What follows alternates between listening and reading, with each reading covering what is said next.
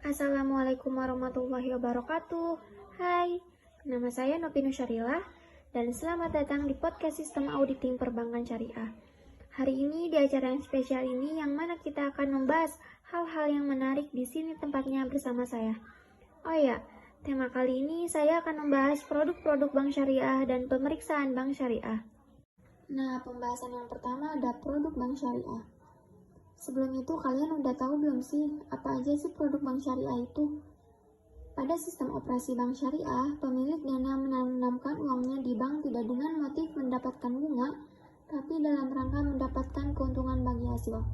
Secara garis besar, pengembangan produk bank syariah dikelompokkan menjadi 3 bagian. Yang pertama penyaluran dana, yang kedua penghimpun dana, dan yang ketiga jasa perbankan. Pembahasan yang kedua ada pemeriksaan bank syariah. Berbicara mengenai pemeriksaan bank syariah, pemeriksaan terhadap bank dimaksudkan agar diperoleh gambaran yang menyeluruh mengenai kondisi bank, termasuk risiko yang mungkin atau mempengaruhi bank. Pemeriksaan tersebut merupakan bagian dari pemeriksaan terhadap bank. Pada dasarnya, pemeriksaan yang dilakukan oleh Bank Indonesia dilaksanakan secara berkala, sekurang-kurangnya 1 tahun sekali untuk setiap bank. Pemeriksaan terhadap bank sendiri ditunjukkan untuk diantaranya yang pertama, memperoleh gambaran menyeluruh tentang perbankan usaha dan keadaan keuangan bank. Yang kedua, mendapatkan keyakinan atas kebenaran laporan yang disampaikan oleh bank kepada Bank Indonesia. Yang ketiga, memastikan kepatuhan bank terhadap peraturan Bank Indonesia. Dan yang terakhir, meneliti kebenaran atas dugaan adanya transaksi yang merupakan tindak pidana di bidang perbankan. Lanjut ke pembahasan yang ketiga, ada prinsip, prosedur, dan persyaratan pemeriksaan bank. Nah, apa aja sih prinsip pemeriksaan bank itu? Berbicara mengenai prinsip pemeriksaan bank, yang pertama ada prinsip kepercayaan, yang kedua prinsip kerahasiaan, dan yang ketiga prinsip kehati-hatian. Terus, bagaimana sih prosedur pemeriksaan bank itu? Yang pertama itu, lakukan prosedur konfirmasi untuk semua akun bank, baik yang masih aktif maupun yang sudah tidak aktif. Kemudian, minta dari klien hasil rekonsiliasi bank dan periksa kebenaran rekonsiliasi tersebut. Kemudian, yakinkan bahwa saldo bank yang dalam valuta asing telah dikonversikan ke dalam kurs yang benar per tanggal neraca. Dan yang terakhir, yakinkan bahwa setiap pembukuan dan penutupan rekening bank mendapat persetujuan dari pejabat yang berwenang. Dan mintalah informasi mengapa perlu dibuka rekening baru maupun alasan dari penutupan rekening itu. Selanjutnya, persyaratan pemeriksaan bank dilakukan oleh tim pemeriksa yang sekurang-kurangnya terdiri dari 2 orang, yaitu pegawai Bank Indonesia yang ditunjuk untuk melakukan pemeriksaan, pihak lain yang ditugaskan Bank Indonesia, dan gabungan antara pegawai Bank Indonesia dan pihak lain. Nah, pihak lain itu wajib memenuhi syarat sebagai berikut, yaitu tidak termasuk dalam daftar orang tercela sesuai dengan ketentuan Bank Indonesia, kemudian bukan pihak terafiliasi terhadap objek yang diperiksa. Nah, masuk ke pembahasan yang terakhir, yaitu kertas kerja pemeriksaan. Kertas kerja pemeriksaan sendiri yaitu semua berkas-berkas yang dikumpulkan oleh auditor yang menjalankan pemeriksaan yang berasal dari pihak klien, pihak ketiga, dan analisis yang dibuat auditor. Kertas kerja pemeriksaan ini merupakan dokumentasi auditor atas prosedur pemeriksaan yang dilakukan, tes-tes yang diadakan, dan informasi-informasi yang didapat dan kesimpulan yang dibuat atas pemeriksaan itu tersebut. Kemudian tujuan kertas kerja pemeriksaan itu diantaranya yang pertama mendukung pendapat auditor atas laporan keuangan auditan, yang kedua mengkoordinasi dan mengorganisasi semua tahap audit, dan yang terakhir menguatkan simpulan-simpulan auditor dan kompetensi auditnya. Sebelum podcast ini berakhir, ada beberapa pertanyaan nih dari teman-teman.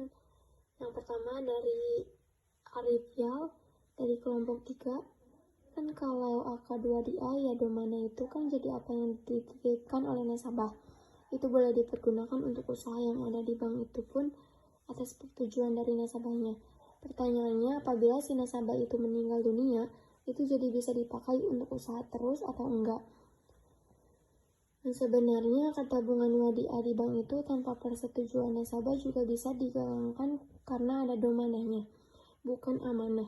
Tabungannya juga bisa diambil kapanpun. Jadi kalau meninggal, ahli warisnya bisa diambil uangnya. Yang kedua ada dari Alrivaldi. Apakah produk bank syariah memiliki kelebihan di bidang ekonomi jika dibandingkan produk bank konvensional? Jawabannya, produk bank syariah sendiri memiliki kelebihan yang sama di bidang ekonomi dengan produk pada bank konvensional. Hal ini yang membedakan hanya kepuasan batin nasabah dari bank syariah yang muslim karena terbebas unsur riba atau hal-hal yang melanggar ajaran agama. Yang ketiga ada dari Tayin, kelompok 4. Selain dapat melakukan kegiatan menghimpun dana dengan menyalurkan dana, bank juga dapat memberikan jasa kepada nasabah dengan mendapatkan imbalan berupa sewa atau keuntungan. Pertanyaannya, bagaimana bank atau nasabah dapat mengambil keuntungan tersebut?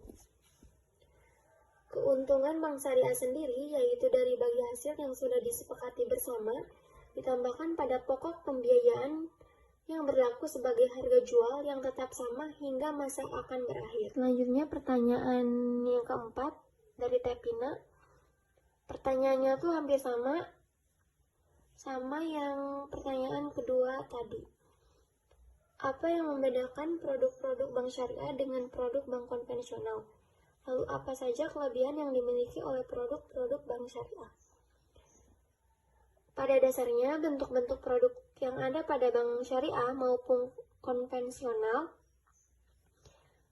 adalah sama. Produk penyaluran dana pada bank konvensional disebut dengan kredit, sedangkan produk penyaluran dana pada bank syariah disebut pembiayaan. Kelebihan yang dimiliki produk bank syariah sendiri tidak mengenal istilah bunga, sehingga transaksi dalam perbankan syariah bebas dari unsur riba, lebih transparan dalam pembagian keuntungan dan penyaluran dana masyarakat, dipastikan untuk kegiatan yang halal dan legal sehingga bebas dari unsur spekulatif. Pertanyaan kelima dari Temia, di dalam perbankan syariah tidak ada istilah bunga, tapi bagi hasil, yaitu mudharabah dan musyarakah.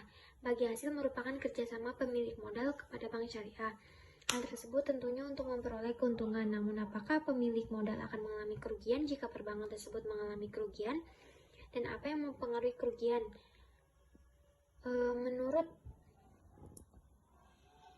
Syafi Antonio dalam bukunya Bank Syariah bahwa apabila dalam bagi hasil maka kerugian tersebut ditanggung juga oleh pemilik modal selama kerugian itu bukan akibat kelalaiannya, dan yang mempengaruhi kerugiannya bisa juga dalam pembiayaannya.